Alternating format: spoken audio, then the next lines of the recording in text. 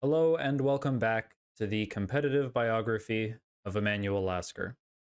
Today is the finale of the Amsterdam 1889 tournament, and I do not believe that it could get any more intense. Emanuel Lasker, with the white pieces, faces off against the single person who is ahead of him in the standings by precisely 1 point, Amos Byrne. Now, the implications of this one game on the entire tournament results are obviously quite large.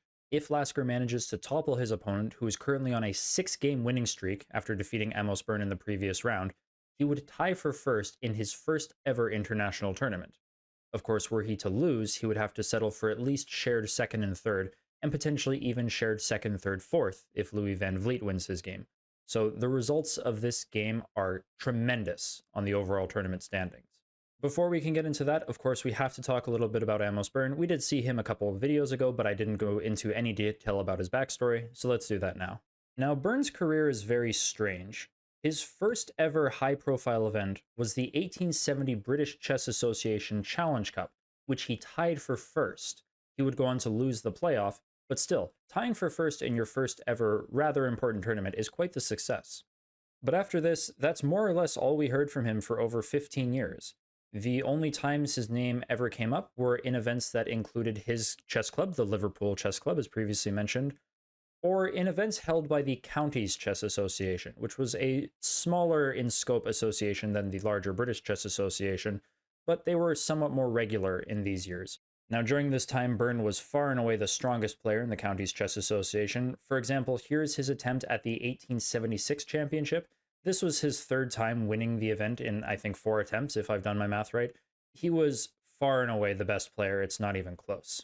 But between these types of tournaments and any matches held with the Liverpool Chess Club, that was all we heard from him until 1886, but at that point, his career really exploded. He started off by once again tying for first place in the British Chess Association Championship of that year, though again, he would go on to lose the playoff. Later in the year, he would win the next Counties Chess Association tournament, and as you can see, there are a couple of more interesting names on this than in the previous cross table, with Bird, Isidor Gunsberg, Johann Zucker toward the bottom. This was a very impressive tournament. Finally, his winning ways were stifled just a little bit at the Irish Chess Association Congress of that year, where he finished third, once again behind Blackbird and another master, William Pollock. We'll be introduced to him eventually, but just know that he is another strong British master.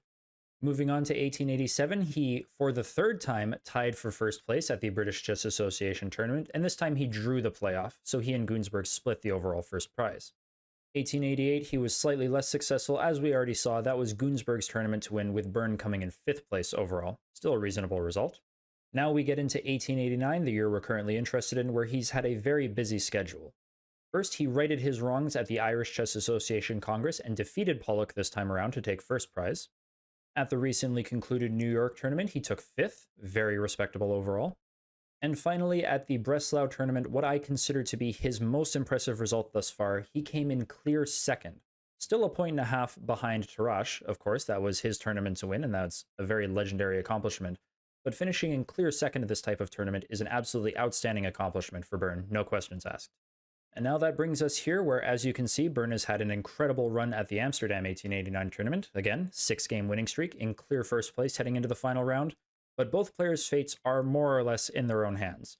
If Lasker wants to win the tournament, all he has to do is win the game, whereas if Byrne wants to win the tournament, he has to at least not lose. So you can kind of consider this one of the early examples of Armageddon, where Black, in a sense, has draw odds, if you want to squint a little bit.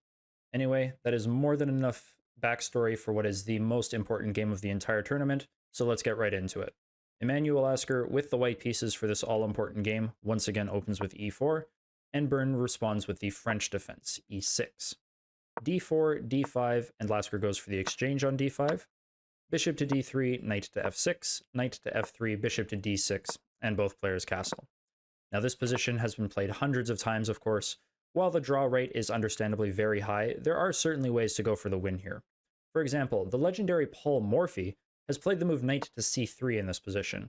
This was notably seen in his 1858 match against Johann Löwenthal. In that game, the play continued with c6 and bishop to g5, h6, bishop h4, and now it was Löwenthal's turn to develop his bishop to g4, h3, and he decided to exchange on f3, bishop f3, queen f3, and now knight b to d7. And after bishop to f5 and queen to c7, rook a to e1 was played by Morphy. He's more or less completed his development, and this position is fairly balanced. It wouldn't be too much of a surprise to see this peter out to a draw, but Morphy would, of course, as he does, go on to win this game. Instead of the move knight to c3 from Lasker, he opts for the much rarer move c3. This move had been played twice prior to this game.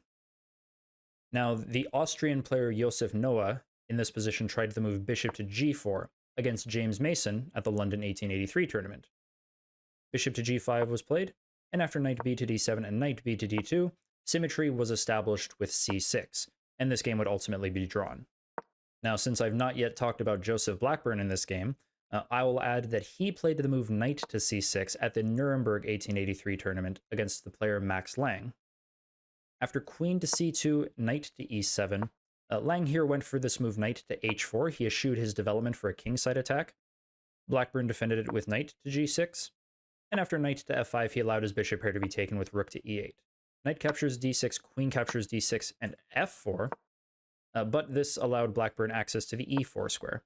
And after bishop captures e4 and rook captures on e4, knight to d2 was played, but Blackburn was able to get his rook to e2. Blackburn would go on to win this game rather smoothly with black. Burn instead opted to keep the symmetry right away, and he played the move c6. This is a novelty for the time. It has since been played, of course. Bishop to e3, bishop to e6, knight b to d2, knight b to d7, queen to c2, and queen to c7. Again, maintaining complete symmetry. Now, in this position, I found one other game where rook f to e1 was played. I found this in a 1903 game. Black here immediately broke the symmetry by putting his a rook on e8. But Lasker instead decided to opt for the simple move h3.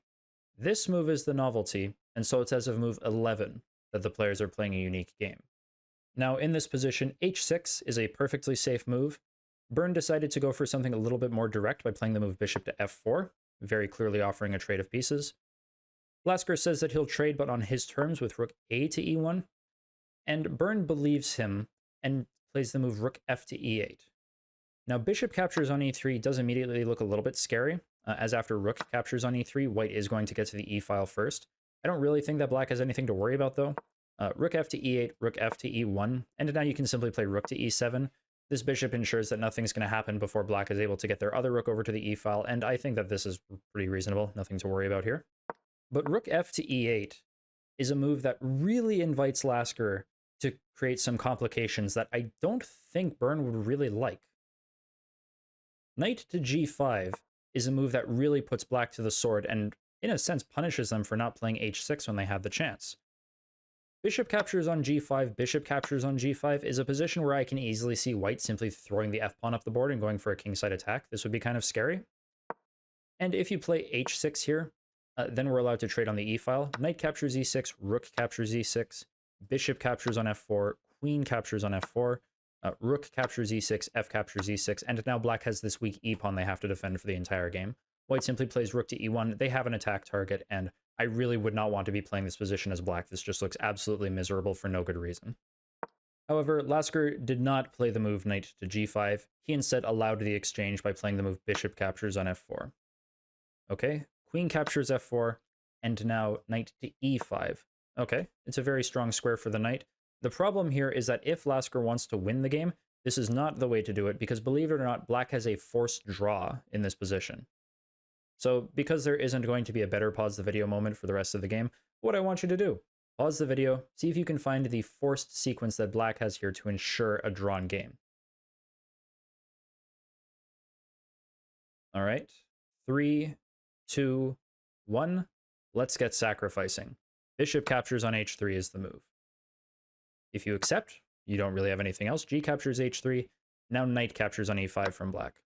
Now, the point here is that d captures on e5 is not good because knight to g4 comes. This is going to be the recurring theme, so keep this in mind. You can either take this right away as white, or you can flick in bishop captures on h7. Why not? Pick up a pawn for your trouble. If h captures on g4, queen captures on g4 with check. The king is forced over to the h-file, and now rook to e6. This is a problem. You don't really have good resources to stop the rook from getting over to the h-file, so white's going to have to give up a bunch of material, and they're just lost. So best in this particular position would be to play the move knight to f3. You're guarding against the h2 square, so black doesn't have checkmate. And after queen captures on f3, now you can defend with queen to d3. But after queen captures d3, bishop captures d3, and knight captures on e5, black has won a clean pawn, they have the better pawn structure, and overall should have a league's better endgame. So all that to say that d captures on e5 is not good for white. They have to play the move rook captures on e5, so that now on knight to g4, you can flick in bishop captures h7 if you want. Either way, you're eventually going to get h captures g4, queen captures g4, and now when the king moves on to the h-file, you don't have rook to e6 to create checkmating threats. So the best black has is to simply give this perpetual and draw the game. But Byrne, too, did not see this move, and he instead avoided the trade of knights by playing knight to f8. Okay, Lasker improved his knight with knight d to f3, and Byrne continued his knight tour with knight to g6. And believe it or not, it was here on move 15 that the players agreed to a draw. Now, there are two angles from which we could talk about this draw. The chess side is one, and the real-life side is another. Of course, let's start with the chess. This position still has plenty of life in it, of course. Let's start by making some very reasonable moves. Rook to e3, rook to e7, rook f e1, rook a to e8. Okay, both sides are fully developed. They're both doubled up on the e-file. Let's start making things actually happen. g3, very strong move for white. The queen has exactly one square to go to on h6, and now knight captures on g6. You want to recapture towards the center, of course. H captures g6, and now white has this very strong move h4. Suddenly knight to g5 is on the cards, and I don't think that black can consider themselves fully safe yet. It's really telling that in this position, the engine is suggesting that black give up a pawn by playing the move knight to e4, or after bishop e4, d e4, rook e4. The point is that we vacated the f6 square so that black can play the move f6, preventing knight to g5 and keeping the position under control. Of course, this is definitely not good for black, and if you have to play this for a draw, I would be sweating bullets. Outside of chess, however, we do have to consider the real-world implications. Now, one thing that I've really not felt the need to talk about so far is Lasker's financial situation. He was very poor, and chess was a means of supporting himself financially while he went to school. And so this draw was more than likely financially motivated. Of course, Lasker probably understood that his position still had a bunch of play, but he was facing very arguably the best player in the tournament. It's quite likely that his self-confidence was probably not where it would be later in his career, and you have to consider the different payouts. If he managed to win this game, he would split the first and second prize with Amos Byrne. If he were to lose this game, he would split the second, third, and again potentially fourth prize with the players below him. That is a huge difference in payout, and that is everything to somebody struggling as much as Lasker did. So, while the chess justification for this draw is slim to none, the real-world implications, I believe, are able to be slightly more favorable for him. Either way, with that, that is the end of the Amsterdam 1889 tournament. Here are the final standings. You can see that, indeed, Byrne finished first with a very impressive 7 out of 8. That's Herculean effort right there. Lasker not too far behind on 6, and you'll take a look at Byrne and Lasker's performances. They were exactly the same, except for their individual games against Louis van Vliet. So Lasker is already performing very much at the level of a master. He more than proved himself worthy at this tournament, and there are very big things to come for him because of the result of this and the previous Hauptturnier. So, with this being the final installment of the Amsterdam 1889 tournament, the next video will contain something completely different. I look forward to seeing you there, and until then.